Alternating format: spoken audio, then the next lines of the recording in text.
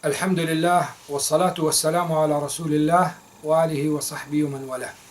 Dear brothers and sisters, on the 8th of the Hijjah, the Hujjaj will be in Mecca and they supposed to go and leave to Mina. This is what the Prophet ﷺ did. On the 8th of the Hijjah, they call it Yawm al-Tarwiyah. So they leave to Mina. It's from the Sunnah to go after the sun rises and to go to Mina. On that day, there is no specific actions to do. The only thing that you have to make sure you do your ihram, you enter the state of the ihram while you are in Mecca and your accommodation, this is the Sunnah. And then you leave to Mina, making talbiyah and praying the 5 times salah on that day: Dhuhr, Asr, Maghrib, Isha, Fajr. All the salah should be shortened. Dhuhr 2 rak'ah, Asr 2 rak'ah, Maghrib 3 rak'ah, Isha 2 rak'ah, Fajr 2 rak'ah. Shortening the salah without combining it.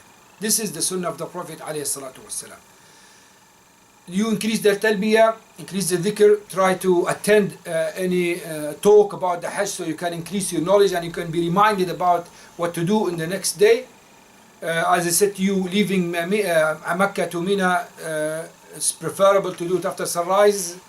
But I mean, now it's difficult sometimes to control the crowd. So if you're a group leader or they tell you to leave even before Fajr, you can go. If it tells you to wait until Dhuhr and you leave after Dhuhr, there is no harm, inshallah. And we are just telling you what is the Sunnah, what is to do if you are in a situation you can choose. If not, then just do whatever you can do, and Allah subhanahu wa ta'ala knows what is in your heart. So when you go to Mina, as I said, there is nothing. Remember Allah, increase your dua. It's like preparing yourself for the most important day in the Hajj, which is day of Arafah, 9th. The 8th at Yawm al-Tarwiyah, the 9th is day of Arafah. The Prophet ﷺ said, Al-Hajju Arafah. Hajj is Arafah. Hajj is the day of Arafah. Like it's similar to the hadith when he say ad-din an-nasiha, the deen, the religion, the main thing in our deen is the sincerity, to give advice, the sincerity. These are the main issues in the deen. So the same in the Hajj, the main issue in the Hajj is day of Arafah. And actually this is one of the pillars of the Hajj. If the person misses day of Arafah and does not go to Arafah on that day, he cannot make Hajj on that year, and he has to do another Hajj. Everything can be sorted out except that staying in Arafah, you have to go there, otherwise you will miss the Hajj. On the 9th, then we start leaving to Arafah. It depends on the crowd, it depends on the coaches, but usually, and it's good to leave after sunrise, go to Arafah. There is nothing to do, just wait, remember Allah, making talbiyah, increase your talbiyah, especially when you are traveling from a place to another, from Mecca to Mina, from Mina to Arafah, Muzdalifah, increase your talbiyah. And as I said before, I remind you again, doing the dhikr during the state of the ihram is something preferable. However, all the adhkar, subhanallah, alhamdulillah, Allahu akbar, whatever, you can do while you are in the state of the ihram and after you come out from the state of the ihram. Except the talbiyah, labbaik Allahumma labbaik, labbaik la sharika laka labbaik, inna alhamda wa ni'mata laka wal mulk la sharika lak. This can only be said while you are in the state of the ihram. Before or after, you cannot say it. And the state of the ihram, the time of the state of the ihram is very short.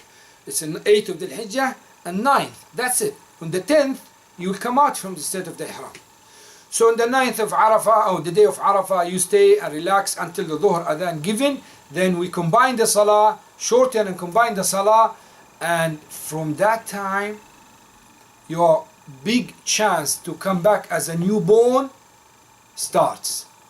You have the time from praying Dhuhr and Asr until Maghrib, sunsets.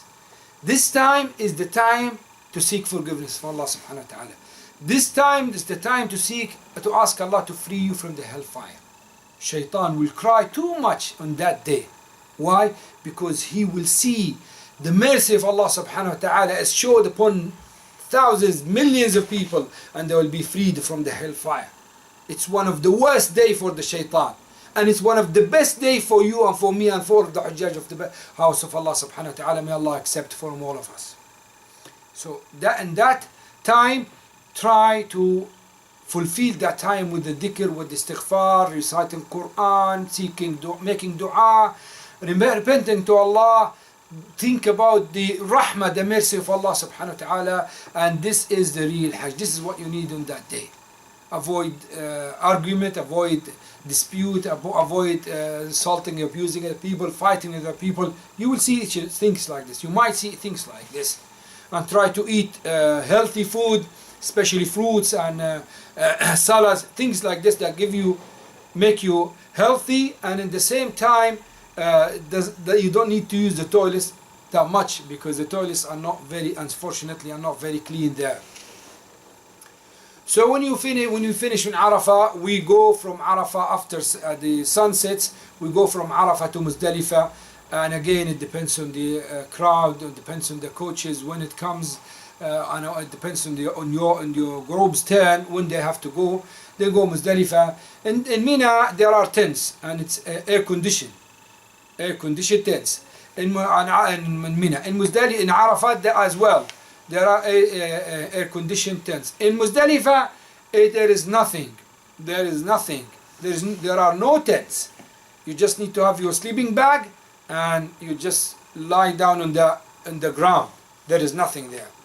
And sometimes it doesn't look nice for some people, but it might be good idea. So at least remind you of those days before where the people do Hajj, and it gives you the real taste of the Hajj. But anyway, this is not our job. We cannot do anything. This is how is it. Muzdalifah, there is nothing except the sleeping bag you get, and you go there and you lie on the ground. People will be divided in two groups. One is muta'ajjilun, people who need to leave Muzdalifah early after the moon disappear. When the moon disappears, it's about 1-2 o'clock, they have to leave, and they can leave Muzdalifah. And those are usually elderly, disabled people are ill, ladies who are supposed not to involve in a crowd. So there are some group leaders leading you on that time, so you can leave with them. The strong people who decide to stay, they stay until pre-Fajr, and after Fajr they leave. Both of them, when they leave, they have to stand up and make dua as much as they can. Then they go to Mina, and fortunately our tents are on our way. European tents in the way of when you're coming from Muzdalifah, the first thing you reach is European tents. So we go to the tents, relax for 15-20 minutes, then we walk towards the Jamarat. There will be a long walk from Muzdalifah. There will be a walk. You will be walking to Mina, and from Mina there is no chance to use any coaches. We have to go walking to Jamarat. And then you do the Jamarat. On that day you just do Jamarat al-Aqaba, the last one, and do it 7 times. Every time you make takbir, then you go to your apartment, relax, have a shower, cut or shave, because by stoning or by throwing the stones and shaving and cutting your hair, you come from the first stage of the Ihram. Ihram has 2 stages, minor and major. You come out from the minor stage when you do throw the stones and you shave or cut, and your head will be already slaughtered by that time. Then when you finish, you have a shower, change your clothes, change your ihram and get your clothes on, and apply some perfume. Then go to do tawaf and sa'i. This tawaf is pillar as well. It's tawaf al-ifada. This tawaf is pillar. So do the tawaf and sa'i. And just like what you've done in the Umrah, except that there is no attiba' on that tawaf, and there is no ramal as well. So you go, when you finish, you come back to your apartment, and then we walk back towards our tents. We finish main deeds, main actions of the Hajj, which is on the 10th of the Hijjah. In the 11th and the 12th, you have to go to the Jamarat to throw the stones in the three stones on the same day, not like the first day in the Eid. It's only one. On the 11th and 12th, the 3 stones, the do 7 in every one, and there is a dua between after the first one and the second one. The third one there is no dua. You will be guided actually, because you will not be able to memorize all this in one talk, but this is what you are going to do in the 11th and the 12th.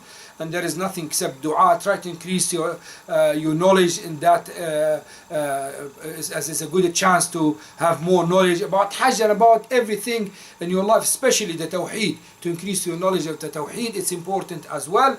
And when you finish this on the 12th, you can make ta'ajjul and leave Mina before sunset by doing the Jamarat, and then you leave Mina. You can do this, and it's from the Sunnah to stay until the 13th. And that's it, as simple as this. In Mina, as I said, there is no specific dua to do, or no, just increasing your reciting Quran, knowledge, remembering Allah subhanahu wa ta'ala, and doing the jamarat. Those are the main thing you need to do during the staying in Mina. After that, we go back to Mecca. And from Mecca we leave to Medina. Medina, alhamdulillah, is nice, sweet, very relaxing place. And there is from the Sunnah to have the intention to visit the house of the Prophet ﷺ, which is the Masjid of the Prophet ﷺ, which is the Haram al-Nabawi. Not the Sunnah. It's not from the Sunnah your intention to go to visit the grave of the Prophet ﷺ. No, the Sunnah is to go to visit the Masjid of the Prophet ﷺ, and when you are there, you visit the grave of the Prophet ﷺ, and you make dua when you go to the grave, face the grave and say Assalamu alayka ya Rasulullah wa rahmatullahi wa barakatuh, jazakallahu anna wa anil muslimina khayra. Then you move little bit, 1 or 2 steps, you face the qabr of Abu Bakr, you say Assalamu alaykum wa rahmatullahi ya Abu Bakr Siddiq Khalifat Rasulillah. Just say anything acceptable, and then you do the same with Umar radiyallahu anhu. Then you come out. It's from the Sunnah to visit the Baqi', the graveyard next to the Haram there, which is full of the companions radiyallahu anhum. And it's from the Sunnah to visit the graveyard on Uhud. It's not the mountain Uhud. It's good to go. I mean, if you want to see mountain Uhud, it's there anyway. But the Sunnah is to visit the graveyard itself.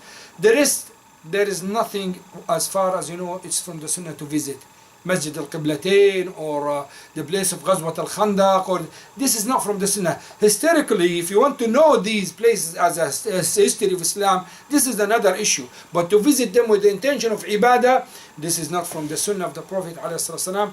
The only places you visit, the grave, the Masjid of the Prophet ﷺ, and the graveyard of Baqi', graveyard in Uhud, and to go to Masjid Quba, make wudu in your place, in your hotel, and go and pray 2 rak'ah in Masjid Quba. And it's preferable to do it on Saturday if you can, as this is equivalent to a reward of Umrah. And then that's it, you finish, you come back to your country, and I hope inshallah you will be back as a newborn. One of the signs of the Hajj Mabrur, the acceptable Hajj, that you are changed. You will be changed after the Hajj. You will be better than before.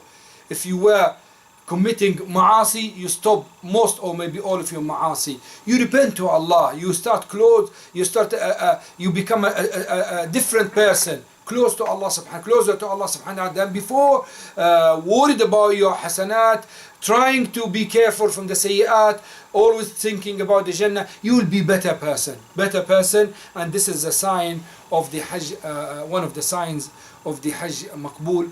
Wallahu subhanahu wa ta'ala a'lam, wa sallallahu wa sallam ala Muhammad wa alihi wa sahbihi ajma'in. Wassalamu alaikum wa rahmatullahi wa barakatuh.